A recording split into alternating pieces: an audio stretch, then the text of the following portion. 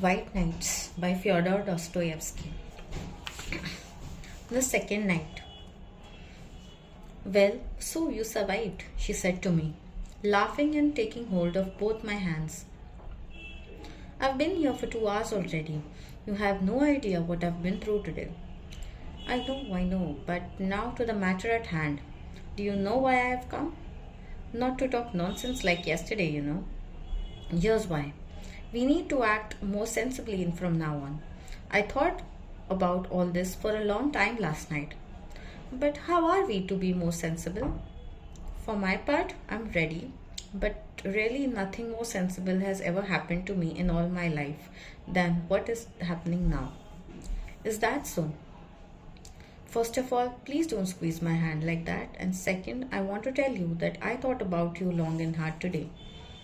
Well, what conclusion did you reach? Conclusion? I concluded that we must begin all over again because today I came to the conclusion that I don't know you at all. That yesterday I acted like a child, like a little girl. And it goes without saying that it turned out that my kind heart was to blame for it all.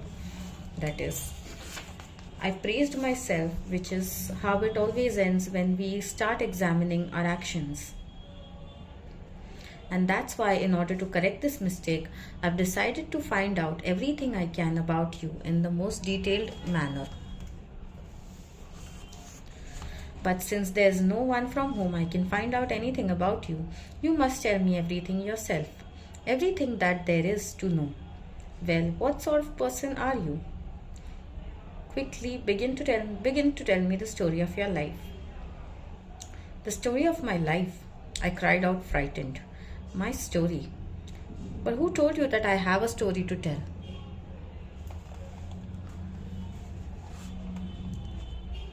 I don't have a story. But how have you lived if there's no story? She interrupted, smiling. Absolutely without stories of any kind. I lived, as they say, on my own. That is, absolutely alone. Alone, completely alone. Do you understand what it means to be alone? But what do you mean by alone? Do you mean you never see anyone? Oh no, of course I see people, but nevertheless I'm alone. But can it really be that you don't talk to anyone, strictly speaking, to nobody? So who are you then? Explain yourself. Wait, I'll hazard a guess. You probably have a grandmother, like I do. She's blind for as long as I can remember. She has never let me go anywhere, so that I've practically forgotten how to talk. A couple of years ago, I got into a lot of mischief, and she saw that she couldn't control me. So she called me over and pinned my dress to hers with a safety pin. And ever since, we sit like that for days on end. She knits a soft stocking even though she's blind, and I sit beside her, sewing or reading a book to her out loud. It's such a strange way to live, and I've been pinned to her like that for now 2 years already. Oh my God, how dreadful. But no, I don't have a grandmother like that. But if you don't, then how is it that you stay at home? Listen, do you want to know what sort of a person I am? Well, yes. In the strict sense of the word, in the very strictest sense of the word. Well then, I'm a type. Type? What sort of type? The girl cried out, laughing as if she had not had a chance to laugh for a whole year. You're certainly very amusing company. Look, there's a bench here. Let's sit down. No one walks by here. No one will hear us, and you can begin your story. Because you won't succeed in persuading me otherwise. You do have a story, only you're concealing it. First of all, what is a type? A type? A type is an eccentric, a ridiculous person, I answered, and burst out laughing myself in response to her childish laughter. He's a real character. Listen, do you know what a dreamer is? A dreamer? Excuse me, but of course I do. I am a dreamer myself. What doesn't enter my head sometimes when I'm sitting beside my grandmother? Well, then you begin to dream. And you become so lost in your thoughts that before you know it, you're marrying a Chinese prince. But sometimes dreaming is a good thing. But then God only knows. particularly if there's something to think about without dreaming. The girl added, quite serious now. Excellent. If you have been married to a Chinese emperor, that means you'll understand me perfectly then. Well, listen, but excuse me, I don't even know your name. At last, you certainly took your time about it. Oh my goodness, it never entered my head. I was so happy as it was. My name is Nastenka. Nastenka? And that's all? That's all. Is that really not enough for you? What an insatiable fellow you are. Not enough? On the contrary, it's a great deal, a very great deal indeed, Nastenka. You're a kind girl if you're Nastenka to me right away. So there you are. So then, Nastenka, listen to what a ridiculous story this turns out to be.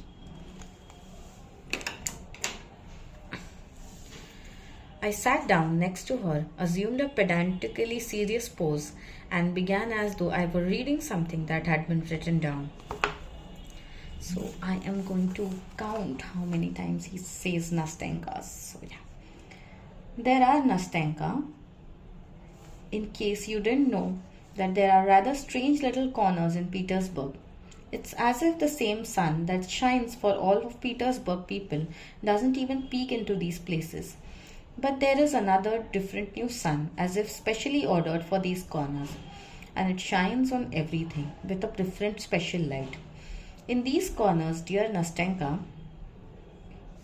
it's as if a completely different kind of life is lived, one that doesn't resemble, that which seeds around us, but the kind that might exist in a faraway kingdom, and not among us in our serious, oh so serious times. And it is this life which is a mixture of something purely fantastic, fervently ideal, and at the same time, alas, Nastenka, dully prosaic and ordinary, not to say, incredibly vulgar. Oh, good heavens, what an introduction! Whatever will I hear next? You'll hear, Nastenka. Seems that I shall never tire of calling you Nastenka. You'll hear that in these corners live strange people, dreamers. A dreamer, if you require a precise definition, is not a man but some sort of sexless being, you see. For most of the part, he makes his home somewhere in an inaccessible corner, as if he were hiding there even from the light of the day. And once he goes into hiding, he sticks to his corner like a snail. Or at any rate, he very much resembles in this regard that entertaining animal, both animal and house at the same time, which is called as a tortoise. What do you think? Why does he love his four walls, which are certain to be painted green, covered with soot, wretched and unforgivably grimy from tobacco smoke?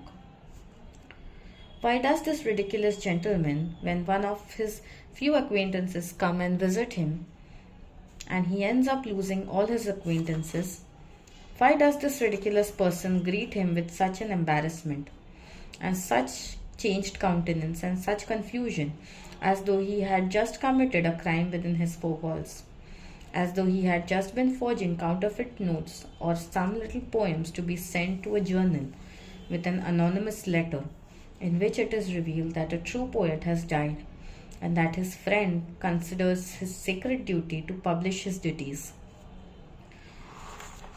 Why, tell me, Nastenka, does the conversation between these two interlocutors never get going?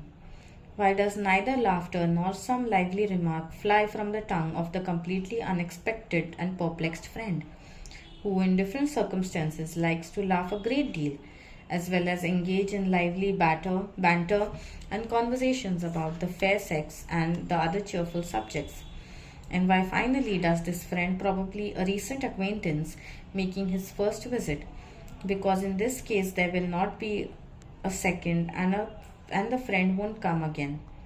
Why does this friend become so embarrassed, so stiff, so all his wit notwithstanding, if he has indeed any, as if he looks at the crestfallen face of his host, who in turn has already managed to become completely flustered and utterly muddled after gigantic but futile efforts to smooth over and keep the conversation going.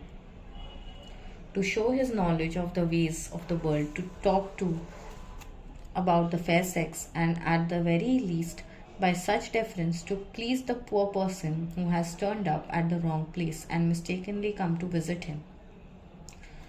Why finally does the guest suddenly grab his hat and quickly leave, having remembered all of a sudden some very urgent business which never existed, and somehow or other extricate his hand from the warm handshake of his host, who in every way possible was trying to show his regret and set right that which had been lost?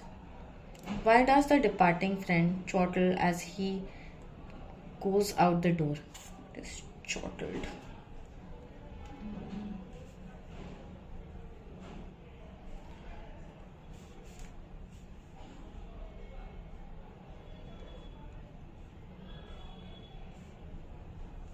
Chortle.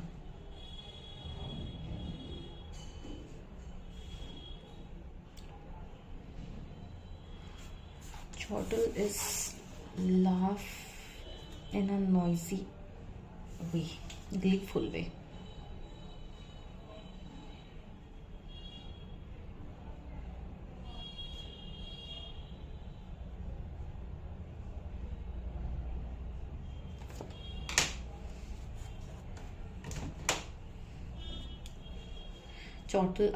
Chortle as he goes out the door, there and then, vowing never to visit this crackpot, even though this crackpot is truly a most excellent fellow. At the same time, why can he not deny his imagination the passing fancy of comparing, if only remotely, the physiognomy of his recent interlocutor throughout the entire time of their meeting with the look of an unhappy little kitten, treacherously captured by children who have mauled, frightened, and tormented it in every way possible, and which has finally taken refuge from them under a chair in the dark and is there for an hour at least at its leisure, bristles, hisses, and washes its aggressive face with both paws, and for a long time afterwards looks with enmity at nature and life, and even at the scraps from his master's dinner, which the compassionate housekeeper has saved from him. Listen, interrupted Nastenka, who all this time had been listening to me in amazement with her eyes and little mouth wide open. Listen, I absolutely do not know why all this has happened.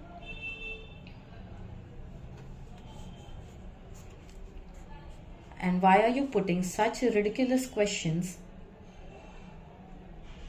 to me? But what I do know for certain is that all these adventures certainly happened to you word for word.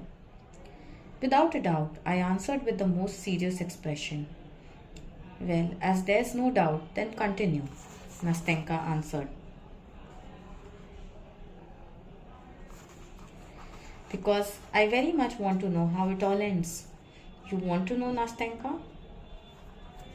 What our hero was doing in his corner, or rather what I was doing for the hero of this whole affair is myself, my own humble person.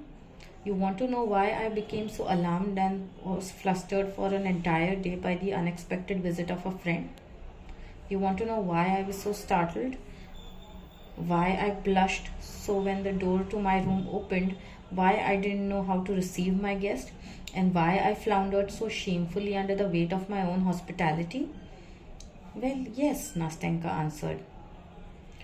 That's the whole point. Listen, you tell it splendidly, but could you tell it somehow less splendidly? Otherwise, you talk as though you were reading from a book. Nastenka, I answered in a dignified and stern voice, scarcely holding back my laughter. Dear Nastenka, I know that I am telling it splendidly. I plead guilty, but I don't know how to tell it differently. Now, dear Nastenka,